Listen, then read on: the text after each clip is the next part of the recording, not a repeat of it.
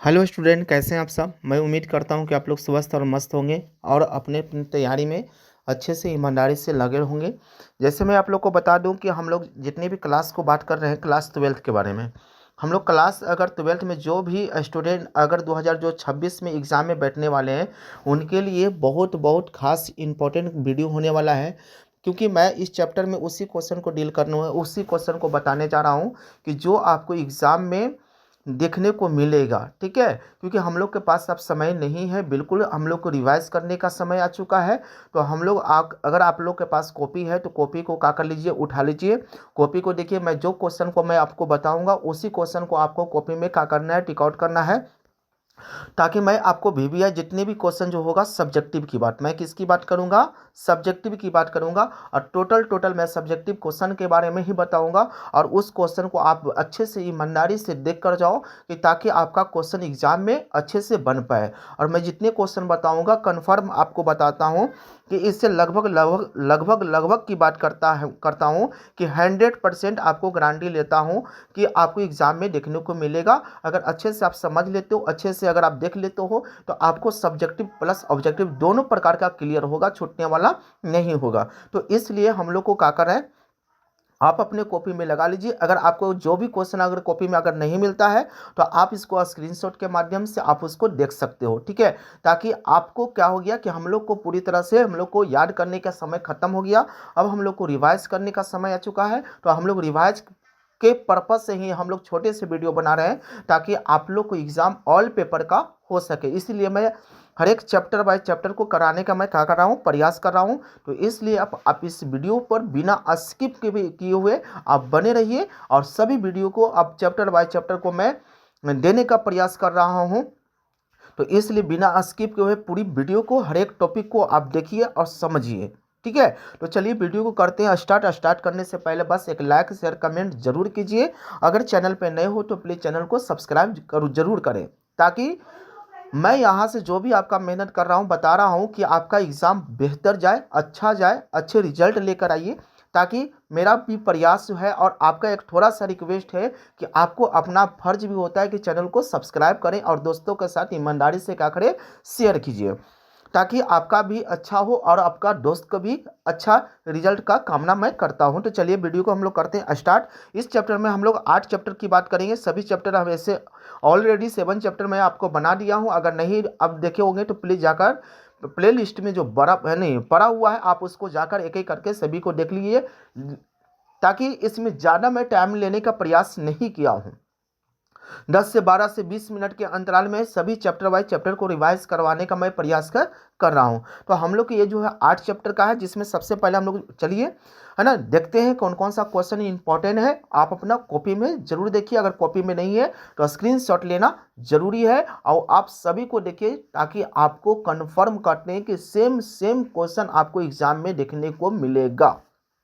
चलिए, जिसमें सबसे पहले अगर हम लोग बात करेंगे या इसके बारे में कि रोग में हम लोग को क्या क्या पढ़ना है, देखिए उसी क्वेश्चन को डील करेंगे। हम लोग फालतू क्वेश्चन को डील नहीं कर रहे हैं, ऐसा फालतू तो क्वेश्चन होता नहीं है, लेकिन मैं उस क्वेश्चन के बारे में नहीं बात करूंगा जो आपको एग्जाम को लेकर नहीं है, लेकिन एग्जाम को जो ले आने का संभावना है, चांस ज़्यादा है, जो हर साल पूछने वाला क्वेश्चन है, मैं उसी क्वेश्चन को आपको डील कर रहा हूँ। आप लोग इसको ध्यान से देख कर जाइएगा। देखिए, सबसे पहले हम लोग बात करेंगे मानव कल्याण का, रोग का। ठीक है, दूसरे में हम लोग बात करेंगे प्रतिरक्षा के बारे में, इम्यूनिटी के बारे में। उसके बाद हम एड्स के बारे में बात करेंगे, कैंसर के बारे में बात करेंगे, और ड्रग्स होता है, एल्कोहल होता है, उसके बारे में हम लोग क्या करेंगे, बात करेंगे। चलिए देखिएगा, सबसे पहले अगर हम लोग बात करते हैं यानी स्वास्थ्य का अवधारणा।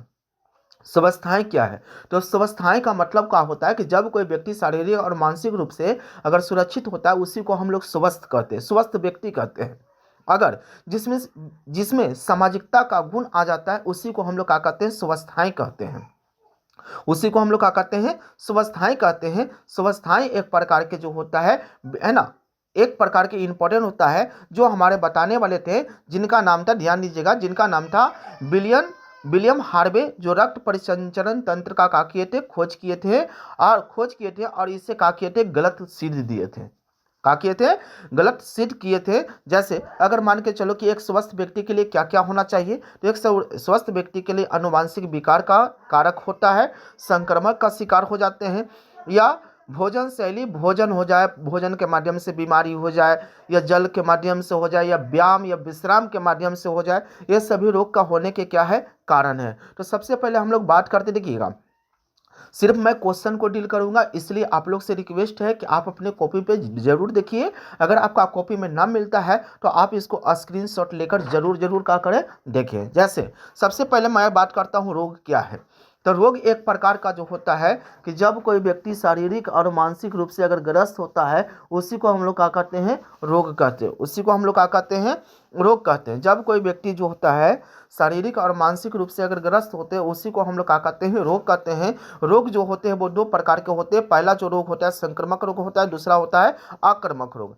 या आप ऐसे भी कह सकते हो रोग दो प्रकार के होते हैं, अल्पकालीन रोग होता है और दूसरे दीर्घकालीन रोग होता है। अल्पकालीन रोग का मतलब हो गया कि वैसा रोग जो कम समय के लिए होता है, कुछ दिनों के लिए होता है, जैसे सर्दी खांसी बुखार, यह सब जो हो गया अल्पकालीन रोग हो गया। दीर्घकालीन रोग का मतलब हो गया जो लंबे समय के लिए हो जाता है। जैसे हो जाएगा हमारा क्या हो जाएगा, हैजा हो जाए, कैंसर हो जाए, टीबी होगा, कोलेरा होगा, टाइफाइड हो गया, डायरिया हो गया, ये सब दीर्घकालीन रोग में आता है। और अल्प में होता है सर्दी खांसी सब हो गया, ठीक है। लेकिन संक्रामक रोग का मतलब होता है कि एक व्यक्ति से दूसरे व्यक्ति को आसानी से, एक व्यक्ति से दूसरे व्यक्ति को आसानी से फैल जाता है, उसी को हम लोग कहते हैं संक्रामक रोग कहते हैं। जैसे में क्या हो जाएगा, एड्स हो जाएगा। असंक्रामक बीमारी का मतलब हो गया कि एक व्यक्ति दूसरे व्यक्ति से नहीं फैलता, जैसे में कैंसर हो गया, जो एक व्यक्ति दूसरे व्यक्ति से नहीं फैलता है। चलिए ठीक है। उसके बाद हम लोग बात करते हैं, ध्यान दीजिएगा, उसके बाद हम लोग बात करेंगे रोग का प्रकार। तो हम लोग देख लिए इसका जो रोग जनक जो होता है वो किस प्रकार से होता है। रोग जनक क्या है, यह रोग को पैदा करने वाले एक जीव होते हैं। जैसे जीवाणु हो जाए, क्या हो जाए, जीवाणु हो जाए, विषाणु हो जाए, कवक हो जाए, प्रोटोजोआ हो गया, परजीवी हो गया, ये सभी से क्या होता है, हम लोग को रोग होता है। चलिए अब जैसे रोग में क्या क्या होता है देखिएगा। जैसे मान के चलो जीवाणु द्वारा होने वाला टाइफाइड, जीवाणु द्वारा जो क्या होता है, जीवाणु टाइफाइड जो बीमारी होता है वो किसके होता है, साल्मोनेला टाइफी नाम का एक प्रकार के क्या है, जीवाणु है। देखिए एकदम जीवाणु ही सबका नाम रखिएगा कि कौन सा जीवाणु से कौन सा विषाणु से कौन सा रोग होता है, ये कन्फर्म आपसे ऑब्जेक्टिव के साथ साथ पूछेगा ही क्वेश्चन।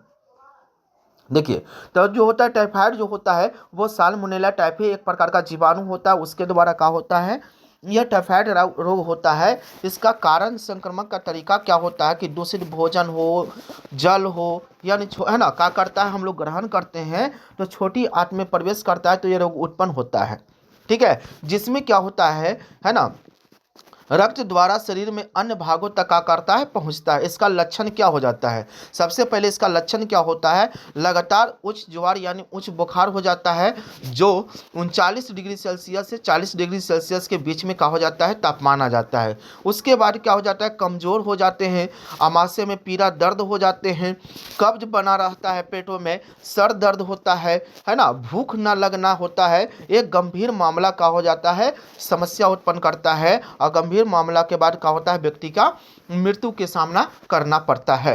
तो एक क्या हो जाता है, टाइफाइड की बात है। चलिए अगला हम लोग बात करते हैं निमोनिया की बात। कौन सा, निमोनिया रोग। निमोनिया रोग बहुत ही इंपॉर्टेंट होता है। निमोनिया जो रोग होता है वो क्या होता है ना, स्ट्रेप्टोकोकस निमोनिया जो होता है दो प्रकार के होता है। पहला जो होता है स्ट्रेप्टोकोकस निमोनिया होता है, और दूसरा होता है हेमोफिलिस है ना, क्या होता है, इन्फ्लुएंजा के कारण होता है निमोनिया, ठीक है। इसका प्रभावित अंग कौन कौन सा होता है, जैसे फुफ्फुस को, वायु कोष्ठ को संक्रमित कर देता है, वायु कोष्ठ के तरल भाग मर जाते हैं, जिससे सांस लेने में क्या होते हैं, समस्या उत्पन्न होते हैं। इसका लक्षण क्या होता है, ज्वार बुखार आ जाना, ठंडा लगना, खांसी आना, सर दर्द होना। एक गंभीर मामले में जो होते हैं ओठ के साथ साथ अंगुलियां के नाखून के रंग कुछ रंग जो होता है वो धंसर से यानी नीला जैसा नीला पड़ने लगता है, हाथ पैर के उंगलियां का जो नाखून होता है।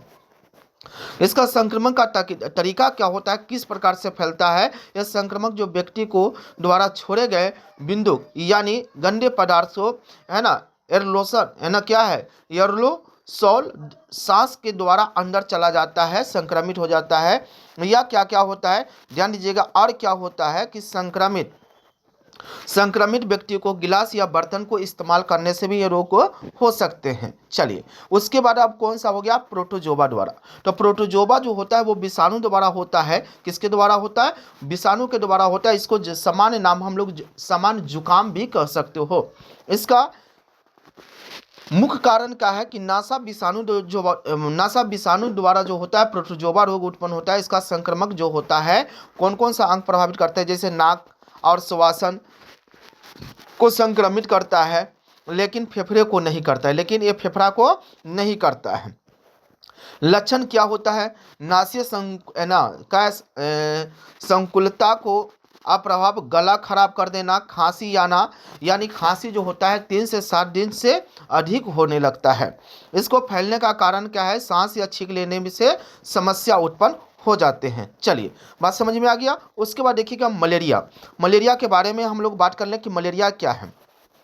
तो मलेरिया भी एक प्रकार का रोग जो होता है जिसको प्लाज्मोडियम द्वारा यानी फैलता है। मलेरिया जो होता है प्रोटोजोआ के द्वारा फैलता है। वो प्लाज्मोडियम जो होता है, इसकी प्रजाति प्ला हो गया, वाईफैक्स हो गया, प्ला मलेरिया हो गया, प्ला है ना फैलीपेरम हो गया। इसके कारण क्या होता है, ये बीमारी मलेरिया फैलता है। या प्लाज्मोडियम कैल्शियम द्वारा होने वाला जो है ना दुर्दम मलेरिया को सबसे गंभीर एक घातक को रूप में मलेरिया को माना गया है। जैसे आप मलेरिया को आप पिक्चर में तस्वीर में देख रहे होंगे कि किस प्रकार से मलेरिया हम लोग को फैलता है। मलेरिया जो होता है मादा एनोफ्लुएंजा मच्छर के काटने से हमारे शरीर में क्या करता है, फैलता है। जब काटता है मच्छर तो हमारे शरीर में उसको कहा है कि उसके तरल पदार्थ हेमोजाइम जो होता है हमारे आरबीसी में चला जाता है, जिसके कारण ये रोग हम लोग को उत्पन्न हो जाता है।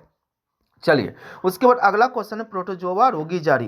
ठीक है, जैसे मलेरिया के लक्षण क्या क्या हो सकते हैं, लाल रक्त कणिकाओं यानी आरबीसी को फटने के साथ उसको क्या करता है, हीमोजाइम अभी जस्ट बता दिए, हीमोजाइम नामक हानिकारक पदार्थ हमारे आरबीसी में चला जाता है मच्छर को काटने से, जिसके कारण क्या होता है, शरीर में ठंडापन आने लगता है और 3 से 4 दिन तक के अंतराल में उच्च ज्वार आने लगता है। बीमारी यानी बुखार बढ़ते चला जाता है।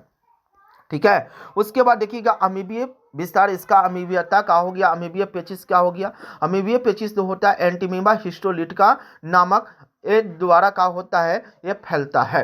क्या करता है, याद रखिएगा, अमीबा जो होता है अमीबिय पेचिस जो होता है इसको अमीबी अतिसार भी कहते हैं या अमीबिय पेचिस के नाम से भी जाना जाता है। ठीक है, यह जो होता है एंटीमीबा हिस्टोलिटिका नामक जो होता है पदार्थ से हम लोग को शरीर में फैलता है। जैसे लक्षण इसका क्या हो गया, लक्षण देखिए हम लोग फास्ट बात कर रहे हैं ताकि हम लोग को ज़्यादा समय जो है लॉस ना हो, टाइम बर्बाद ना हो, इसीलिए आप लोग एकदम ध्यान से सटीक से वीडियो पर बने रहिए और वीडियो को स्टॉप पॉज कर करके उसको आप ध्यान से समझिएगा, क्योंकि हम लोग को पूरे डिटेल्स में बाबू बताने का समय हम लोग को ख़त्म हो चुका है। इसलिए मैं फास्ट वीडियो बना रहा हूँ ताकि आपको सभी चैप्टर को देने का मैं प्रयास करूँ। ठीक है, इसका लक्षण क्या हो जाएगा, कब्ज हो जाना, उदर पे में शरीर में पीड़ा हो जाना, ऐठन हो जाना। ठीक है, यानी रक्त का थक्का में रक्त के थक्के वाले मल का आ जाना। ये उसके बाद इसका वाहक जो होता है वो घरेलू मक्खी के द्वारा होता है। किसके द्वारा होता है, घरेलू मक्खी के द्वारा होता है। चलिए, इसका संक्रमक का स्रोत होता है मल पदार्थों द्वारा, है ना, संदूषित पेयजल को खट्टे यानी कुछ खाद्य पदार्थ के उपयोग करने से क्या होता है, बीमारी उत्पन्न होता है। चलिए, उसके बाद हम लोग बात करते हैं कृत्रिम और कवक जनित। जो कवक से कौन कौन सा रोग होता है, जैसे में क्या होता है, एस के रिश्ता जो होता है ना, एक है ना एस के रिश्ता जो होता है वो किसके द्वारा होता है, कृमि या कवक जनित रोग है। जिसके अगर बात करते हैं रोग जनक, इसका क्या होता है, समान गोलाकार कृमि हो जाता है। लक्षण आंतरिक रक्तस्राव में रुक जाना, पेशियां में नसों में दर्द होना, ज्वार होना, ये सब इसका क्या है, यानी लक्षण है। इसका जो संक्रमण जो होता है दूषित पानी पीने से होता है ना, गंदे सब्जियां खाने से भी इसका हो जाता है, गंदे फल खाने से भी इसका उपयोग यानी इसका संक्रमण हो सकते हैं। उसके बाद हम लोग करते हैं हाथी पैर, जिसको एथलीट फ्रूट भी कहा जाता है।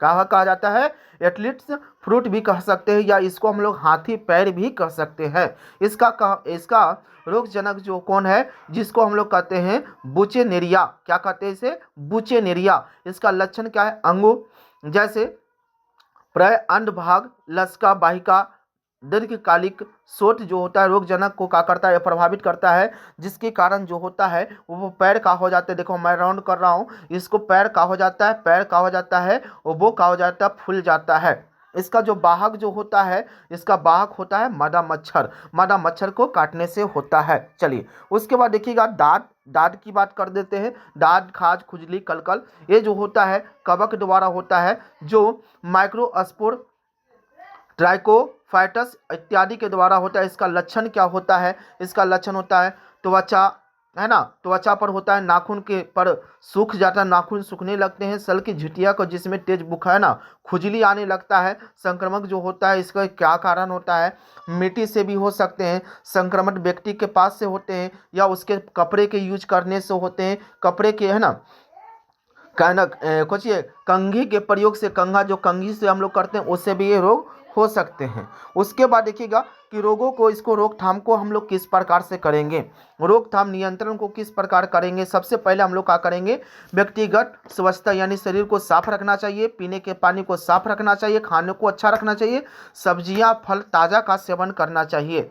जो उसके बाद देखिएगा जनन स्वास्थ्य, जन स्वास्थ्य का है अवशिष्ट और मल मूत्र को अच्छे से क्या करना है, अपघटन करना चाहिए। अवशिष्ट और मल मूत्र को समुचित निपटाना करना, मतलब फैलाकर नहीं रखना चाहिए। जलाशय में कूड़ा तालाब को समय समय पर क्या करना चाहिए, सब यानी साफ भी करना चाहिए। चलिए इसका रोग वाहक कौन कौन होता है, इसका नियंत्रण कैसे कर सकते हैं। अपने आसपास को जल को जमा नहीं रखना चाहिए, कूड़ा को हमेशा गड्ढे में डालना चाहिए। मच्छरदानी, सोते समय हमेशा जो होता है मच्छरदानी का उपयोग करना चाहिए, है ना जी। लार्वा को खाने वाले, है ना, है ना, गबूसिया मछली को हम लोग इस्तेमाल नहीं करना चाहिए। कीटनाशक छिड़काव को हमेशा उपयोग करना चाहिए। ठीक है, चलिए उसके बाद ध्यान दीजिएगा इसका सहज प्रतिरक्षण क्या है, कि बाह्य कड़कों में प्रवेश करते समय रोध, है ना, रोध खड़े करती है। जैसे शारीरिक रोध हो जाए, आप लोग देख लीजिएगा, शारीरिक रोध हो जाए, क्रिया विधि हो जाए, कोशिका रोध हो जाए, है ना, साइटोकाइन रोध हो जाए, ये रोध को आप आराम से देख लीजिएगा। ठीक है, उपर्जित प्रतिरक्षण क्या है, ये सबसे इंपॉर्टेंट क्वेश्चन पूछेगा। ये विशेषता जो होता है स्मृति पर आधारित होता है। जैसे प्राथमिक अनुक्रिया हो गया, द्वितीयक अनुक्रिया हो गया। प्राथमिक क्रिया अनुक्रिया के अंतर्गत क्या क्या आ जाएगा, कि पहली बार रोगजनक के समान होने पर उसको देख रेख करना चाहिए। द्वितीय में क्या होता है कि उसी रोगजनक के दोबारा समान होने पर आपको है ना, देखभाल करना चाहिए। सबसे सबसे इम्पोर्टेंट क्वेश्चन आपका VVI क्वेश्चन, एक क्वेश्चन दम पूछेगा तो पूछेगा, ध्यान देना मेरा भाई। प्रतिरक्षी अनुसंरचना क्या है, आप इसको एकदम जरूर याद करके जाइएगा। ठीक है, आप इसको कॉपी में देख लीजिए, आप इसको लगा लीजिएगा और अच्छे से याद करके जाइएगा। 5 नंबर आने की इसका संभावना है। ठीक है, उसके बाद देखिए सक्रिय और निष्क्रिय प्रतिरक्षण क्या है। सक्रिय प्रतिरक्षण का मतलब हो गया कि जब, है ना, परपोषी को शरीर में है ना, प्रतिजन के विरुद्ध प्रतिरक्षी पैदा होता है तो है ना, होता है, यह हमेशा धीमी गति से करता है। उदाहरण का जैसे टीकाकरण हो जाए, यानी वैक्सीनेशन हो जाए, प्रतिक्रिया इसको रोकने का उपाय है। निष्क्रिय प्रतिरक्षण का मतलब हो गया कि जब शरीर के बने प्रतिरक्षी को सीधे ही दिया जाता है, जैसे तेज बुखार हो जाता है इसमें। ठीक है, उदाहरण के लिए मैं आप लोग को बता दूं कि जैसे माँ का दूध, पीयूष ग्रंथि जो होता है, IgA प्रतिरक्षण या अपरा प्लेसेंटा को भ्रूण में क्या किया जाता है, IgG भी किया जाता है। इसका टीकाकरण भी होता है। इसका टीकाकरण का सिद्धांत आप देख लीजिएगा। इसका टीकाकरण का जो सिद्धांत होता है स्मृति गुण पर आधारित होता है। ठीक है, यह टीकाकरण मनुष्य दुर्लभ कृत रोगजनक को शरीर के अंदर क्या किया जाता है, प्रवेश करवाया जाता है। चलिए उसके बाद आप देखिए लीजिए प्राथमिक लसिका अंग, तो किस प्रकार से लसिका अंग, पहले आप लोग एक पिक्चर को देख लीजिएगा, राउंड कर रहा हूं मैं, इस पिक्चर को जरा ध्यान से देखिएगा। इसका जो होता है वो अस्थि मज्जा ब्रोन मैरो में जो आप देख रहे होगे, इस प्रकार से आप देख रहे होगे, दिखिएगा कि किस प्रकार से आपको हमारे यहाँ पे गुण को दिखा रहा है। ठीक है, तो सबसे पहले जो होता है यह मुख्य लसिकाम अंग होता है। यह जो होता है लसिकाओं को सहित रुधिर को यानी कोशिकाओं को अर्दान का करता है, उत्पादन करता है। ये है ना थाइमस, ये जो थाइमस जो आप देख रहे होगे, ये थाइमस जो होता है ये हृदय के पास अस्थियों को नीचे एक पॉली अंग होता है जो आप इस जगह पर देख रहे होंगे। यह होता है टी लसिकाओं को परिवर्तन या अपरिपक्व के लिए सूक्ष्म पर्यावरण को प्रदान करता है, जो जन्म से क्या करता है, जन्म के समय बड़ा होता है और उम्र के साथ वो उसका समान आकार कुछ होते हैं घटते चला जाता है। आप इसको भी देख कर जाइएगा। चलिए उसके बाद देखिएगा क्या कहा है, द्वितीयक लसिकाव अंग क्या है। तो यह जो होता है, आप इसको भी पिक्चर को जरा ध्यान दीजिएगा, पिक्चर को जरा ध्यान दीजिए, है ना। इस पिक्चर को भी जरा आराम से ध्यान दीजिएगा कि हमारा इस शरीर में कौन सा अंग कहाँ पे होता है, किस प्रकार से हम लोग को क्या होता है। जैसे यह जो होता है परिपक्व लसिकाओं में पहुंचाता है और प्रतिजन के साथ आप सोचिए पारंपरिक क्रियाएं करता है। इसके बाद प्रभावी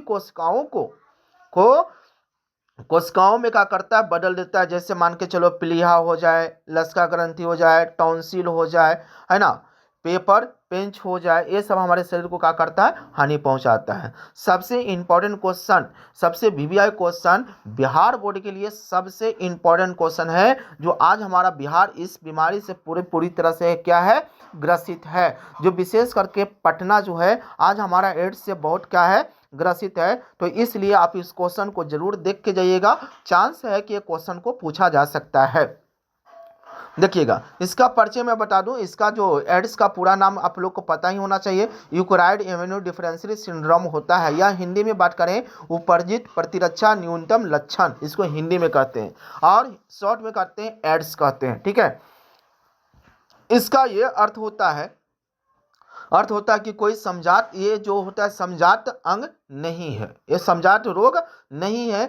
सबसे पहले जो पता चला था वो 1981 में पता चला था। इसका कारक जो होता है HIV का पूरा नाम ह्यूमन एमिनो वायरस होता है। ठीक है ना, ह्यूमन एमिनो बैक्टीरिया जो होता है यानी वायरस होता है HIV। चलिए, तो ये मानव प्रतिरक्षण न्यूनतम विषाणु जो होता है वो HIV एक प्रकार का विषाणु होता है, जिसके द्वारा क्या होता है, ये यानी एड्स फैलता है। देखिए एड्स किस प्रकार से फैलता है, जरा आप इसको ध्यान से समझ लीजिएगा।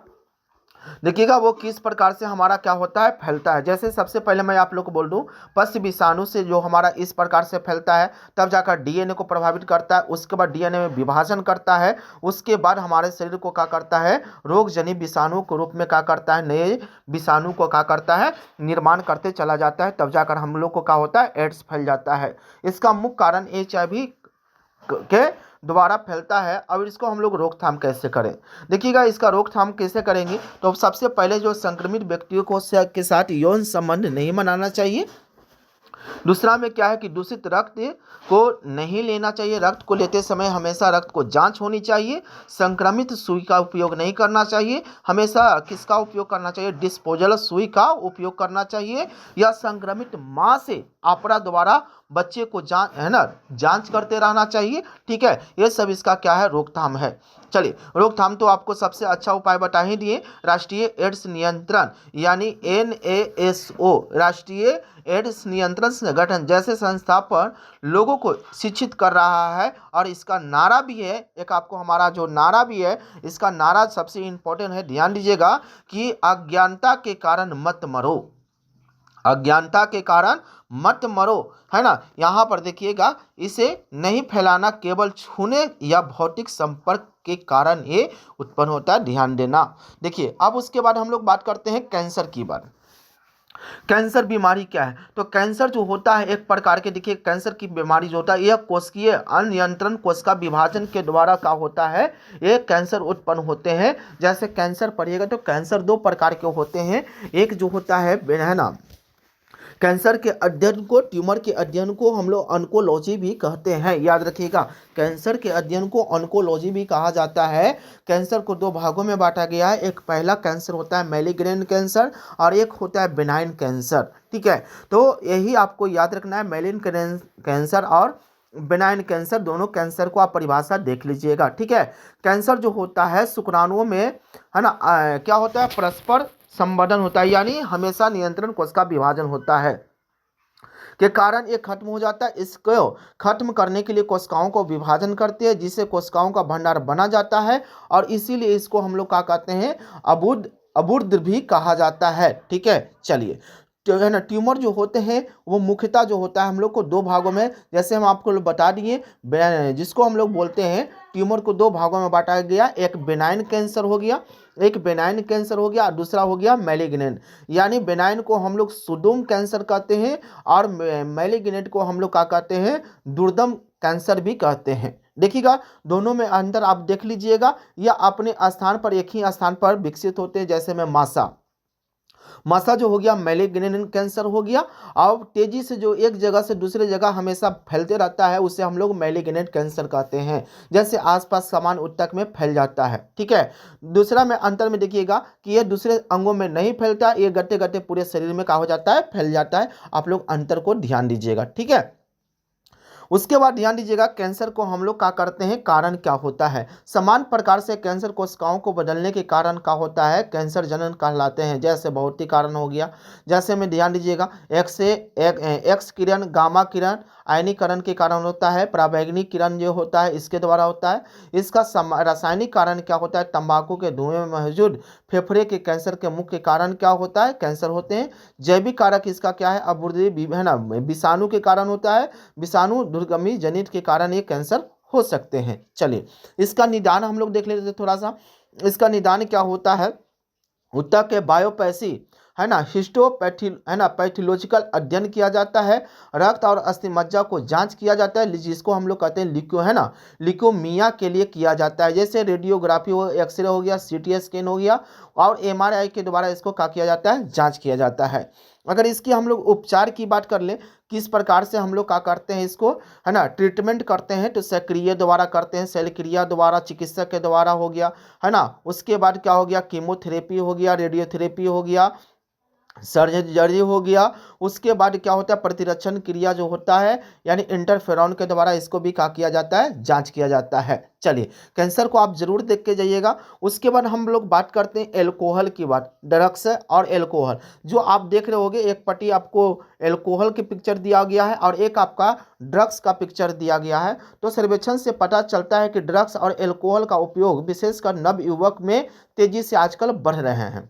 देखिएगा यह गंभीर चिंता की विषय है, क्योंकि इससे अनेक प्रकार के क्या होता है, बीमारी भी उत्पन्न हो सकते हैं। चलिए इसका मुख्य कारण और भी क्या होता है, ध्यान दीजिएगा। इसका कारण क्या होता है, इसका प्रमुख ड्रग्स समूह होता है, जैसे ओपिओइड्स हो गया, फिर कॉन बीडी है ना, कॉन बी नॉइड्स हो गया, फिर कोका है ना, कोका एल्कोहल हो गया। ये सब के द्वारा क्या होता है, ये आपका एक गंभीर बीमारी जो होता है ड्रग्स और एल्कोहल का व्यक्ति का होते हैं शिकार हो जाते हैं। चलिए आप इस सभी को क्या कर देना है, दम स्क्रीनशॉट ले लेकर आपको क्या कर देना है, देख लेना है। उसके बाद देखिए प्रमुख ड्रग्स जो होता है ओपिडो है ना, ओपिओइड्स